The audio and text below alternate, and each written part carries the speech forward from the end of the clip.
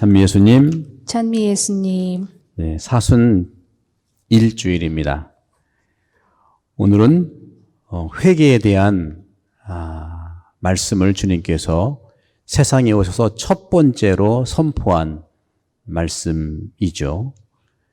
세상에 오셔서 처음으로 하는 말이 그분의 가르침의 전부입니다.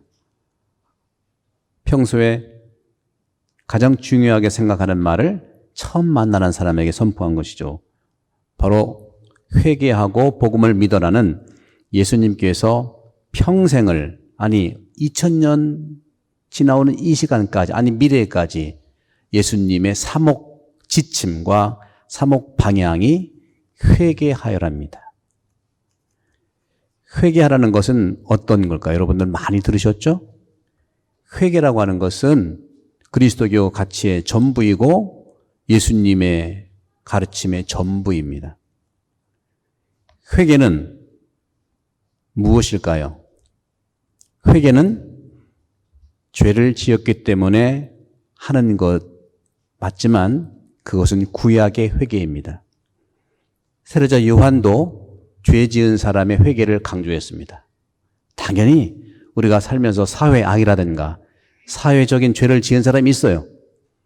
불의한 삶을 사는 사람에게 주님께서 회개하라고 하는 것이 정확한 구약을 통해서 하신 하느님의 가치입니다.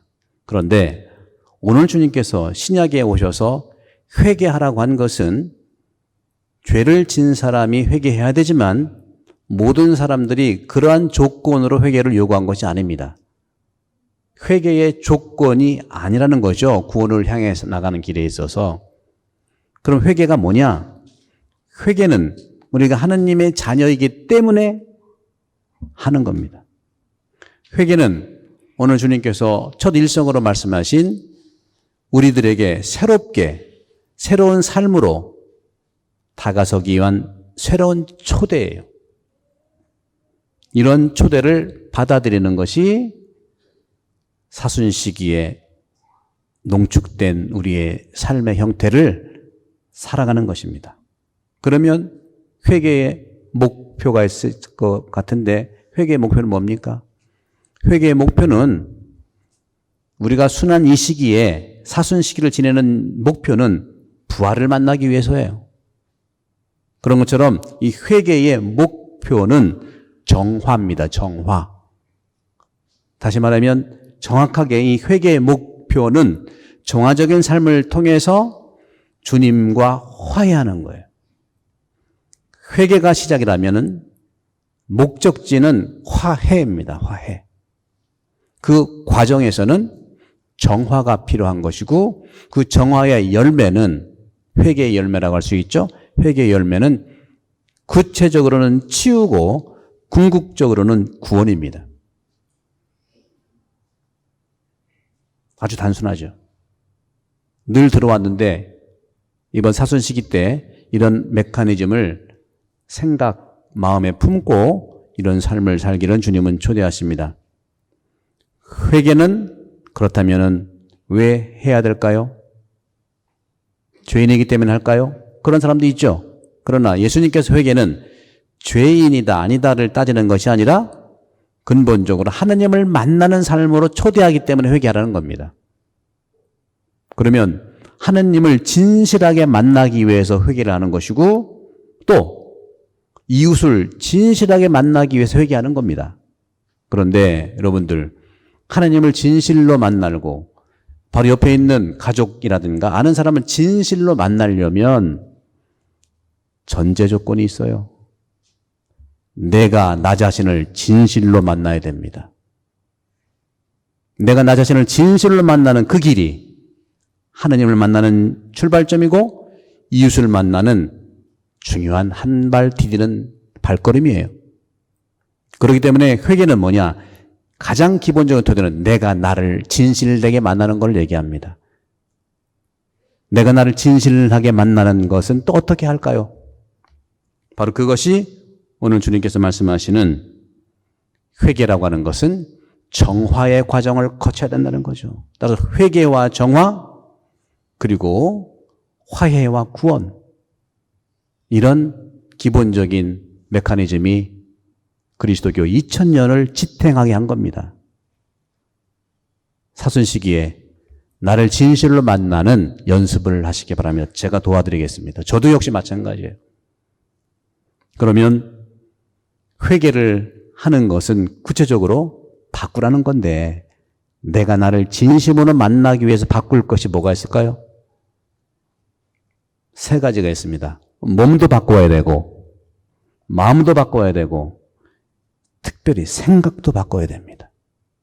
회개의 어원 자체가 예수님이 얘기하는 회개는 메타노이아라고 해서 마음을 바꾸고 생각을 바꾸라는 어원적 의미가 있어요. 구약에서 회개의 의미는 몸을 바꾸라고 하는 것이 있어요. 죄를 끊어버리고 몸을 하나님께 가라는 의미가 있는 거죠. 그런 점에서 회개는 너 아닙니다. 내가 진실로 나를 만나는 그 연습, 그것이 회개인데 내 몸, 내 마음, 내 생각 바꾸라는 겁니다. 어떻게 바꿀까요? 기본적으로 가족과의 관계에서 바꾸기 이전에 내 안에서 내 몸과 마음과 생각의 이 관계를 잘 정립을 해야 됩니다. 오늘 여러분께 중요한 제 깨달음을 나눠드리겠습니다. 요즘에 코로나 시대이기 때문에 유튜브에 보면은 많은 분들이, 전문적인 분들이 얼마나 많이 도움을 주는지 몰라요. 심리학자, 정신의학자, 정신분석가, 또 신부님은 신부님대로, 또 목사님은 목사님대로 얼마나 많은 양의 회심을 하도록 도와주는지 몰라요. 근데 참 재미있는 거는 남자 심리학자라든가 남자 이러한 그 도움을 주는 분들은 전부 생각에 도움을 주는 그런 말씀을 해주시고, 여성분들은 그분이 정신의학자든 정신분석가든 다 여성분들은 바로 마음에 대해서 많이 도와줘요. 마음을 알게 하는 것. 남성분들은 생각을 알게 하는 것. 이 두 개가 뭐냐 하면 예수님이 말씀하시고 성모님이 얘기했던 내 영혼에 대한 겁니다. 내 영혼을 돌보는 그 자체가 회개하는 거예요. 나를 지키는 영혼을 돌보는 것이 회개하는 겁니다. 두 번째, 세 번째가 남이고 또 가족이에요. 내가 나를 지키면은 현재도 있고 미래도 있고 내가 나에 대해서 많은 시간을 이렇게 보살펴야 된다는 것이죠. 거기에 유튜브에 도움도 많이 받겠지만 기본적인 그러한 신앙적인 태도는 예수님께서 말씀하신 회개라고 하는 큰 선물에 있다는 거죠. 회개를 하는 이유는 아까 말씀드린 대로 여러 가지 내 안에서의 관계를 잘 봐야 돼요. 내 마음과 생각과 몸은 어떻게 움직이고 있는가. 몸은, 여러분들 몸도 마찬가지예요. 몸도 저절로 움직이는 게 있고 내가 움직이는 게 있잖아요. 그죠? 그걸 뭐 자율신경이라고 하고요. 교감신경, 부교감신경 이런 말을 하죠. 내가 잘 움직이게 하는 것도 내 노력이 필요하지만 저절로 움직이게 하는 것들이 더 잘 돌아가야 몸이 건강한 거죠. 그래서 몸 건강의 회개의 관점에서는 저는 말씀드리고 싶은 것은 먹는 것에 대한 단식, 몸의 단식을 집중적으로 여러분 스스로 살펴보라는 말씀드리고 싶어요. 몸이 회개되기 위해서는요, 들어오는 것을 잘 걸러야 됩니다. 들어오는 건 뭡니까? 음식이 들어오니까 잘 걸러야 되죠. 내 몸에 맞게. 그 다음에 내 몸에서 나가는 것을 잘 조절하는 것은 운동이죠. 운동은 내가 해야 되니까. 들어오는 거 조절의 몸 단식, 나가는 부분에서 운동의 체력 훈련. 두 번째로 몸과 같이 병행해서 이 생각과 이 마음이 있는데 생각은 전부 다 밖에서 오는 겁니다. 생각은 밖에서 올 수밖에 없어요. 지식도 여러분 밖에서 오는 거잖아요. 그러니까 학교 보내죠. 밖에서 오는. 그래서 기본적으로 공부는 주입식이에요. 잘 안 들어가니까 성령이 도와주시는 건데 들어오는 모든 생각들을 여러분들 걸러내는 게 회개고 정화입니다. 걸러내는 방법은 여러분들이 찾으시고 여러분 각자 생각이 달라지기 때문에 거르는 회개, 생각은 걸르십시오. 두 번째로 겉는 그러한 생각이 내 마음에 안착이 되면, 파종이 되면 그 순간부터 여러분의 감정이, 여러분의 마음이 흐르는 대로 사세요. 감정과 마음은 내 안에서 나오는 거예요. 생각은 밖에서 오는 걸 걸르면 되고, 내 안에서 나오는 것은 걸러진 그런 생각이 내 마음과 만나서 마음이 움직이는 대로 하시라는 겁니다. 아주 구체적인 겁니다. 이런 훈련들을 여러분들이 이 사순시기 동안에 적어가면서 몸 체크. 들어오는 뭐 들어왔나? 운동 뭐 했나? 체크. 들어오는 생각 어떤 걸 내가 걸렀나? 똑같이 들어오는 거 적어낼 수 있죠. 나는 항상 적어내지만 이거는 내가 못 걸르는구나. 내가 스스로 체크를 해야 돼. 이게 구체적인 회개의 방식이에요. 이것이 내 생각과 몸과 마음이 서로 관계적인 측면에 잘 유기적으로 돌아갈 때 몸도 똑같이 움직이는 수익은, 저절로 움직이는 불수익은 잘 밸런스를 맞출 수 있는 겁니다. 이렇게 될 때 진정한 하느님과의 관계도 내가, 또 이웃과의 관계도 내가 잘 관계를 맺을 수 있다는 겁니다. 한 가지 예를 들어 봅시다. 가족관계를 예를 들는 게 낫겠죠? 특히 가족관계 중에서 우리 남편들의 그 예를 한번 들어볼게요. 남편들이요, 참 여러 가지 있지만 참 외로운 분들이에요. 왜 외로울까요? 지나간 사랑과 지금의 사랑 사이의 갈등이니까. 지나간 사랑은 누구죠? 어머니죠. 지금과 미래의 사랑은 누구죠? 부인이에요. 그 사이의 갈등이 외롭지 않겠습니까?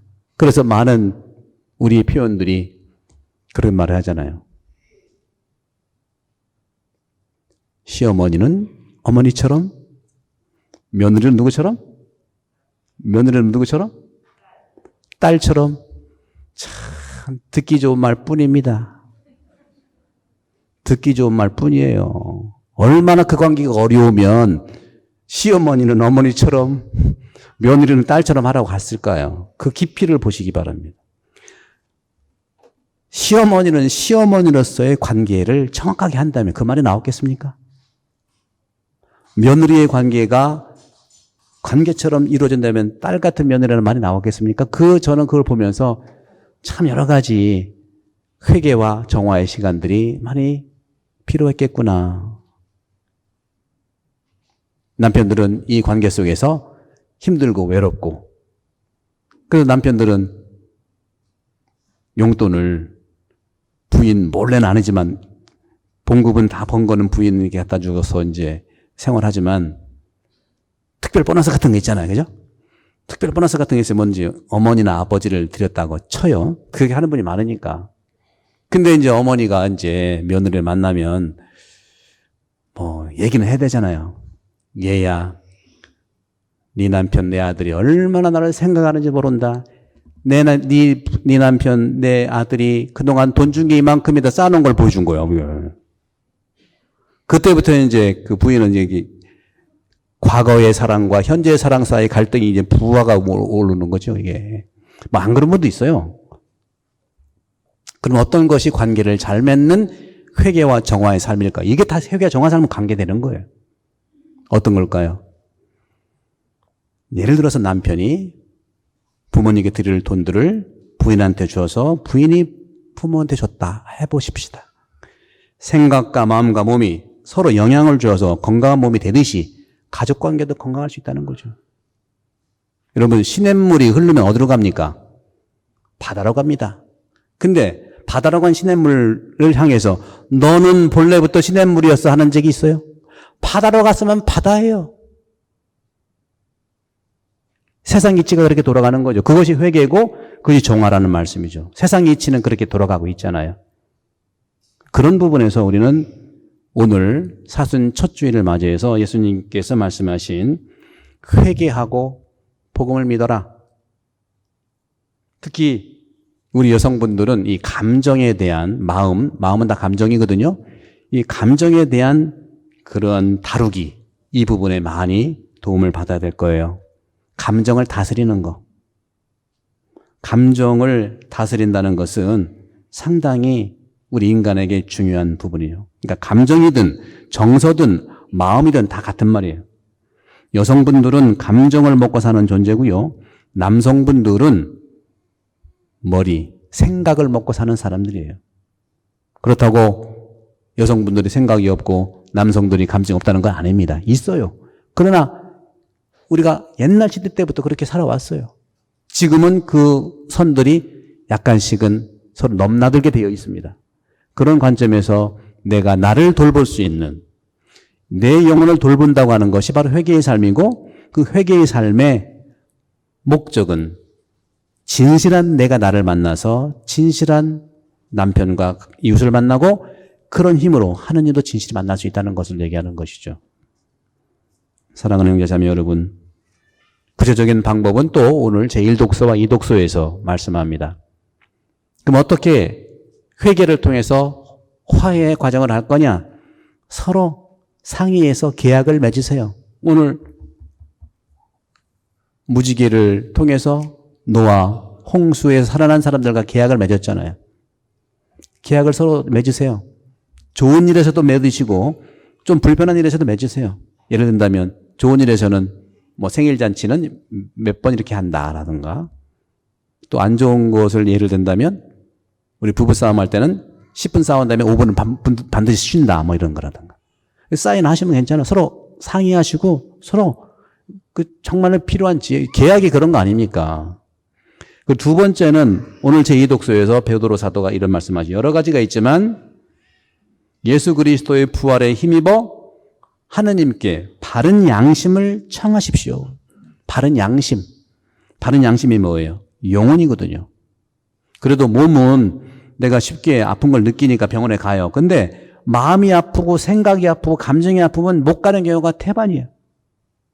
특별히 그래서 여러분들은 여러분 감정과 여러분 마음과 여러분 생각과 여러분의 인지를 잘 들여다봐서 돌봄의 그러한 연습을 하는 것이 사순식이라는 말씀을 드리고 싶어요. 성령께서 오늘 예수님을 광야로 내보내셨습니다. 성령은 광야로 내보내셨으니까 성령께서 함께 하셔서 유혹을 이겨냈습니다. 여러분 인생을 살아가면서 여러 가지 문제, 여러 가지 유혹에 대해서 걱정하지 마십시오. 오히려 문제에 빠지는 걸 걱정하고 유혹에 빠지는 걸 걱정하십시오. 인생을 살다 보면 여러 가지의 함정들이 얼마나 많습니까? 두려워하지 마세요. 다만 빠지는 걸 두려워해서 안 빠지도록 내 몸과 마음과 생각을 잘 관계를 이루고 잘 감정을 다스리고 돌보고 보호하는 이 사순시가 되기를 여러분 기도드리고, 그런 해법들을 매일 미사 강론과 또 우리가 내가 진행하는 교리도 마찬가지고 이 모든 것들은 예수님의 가치를 구체적으로 현실적으로 그리고 전문적으로 여러분께 도움을 드리고자 저도 노력을 많이 하겠습니다.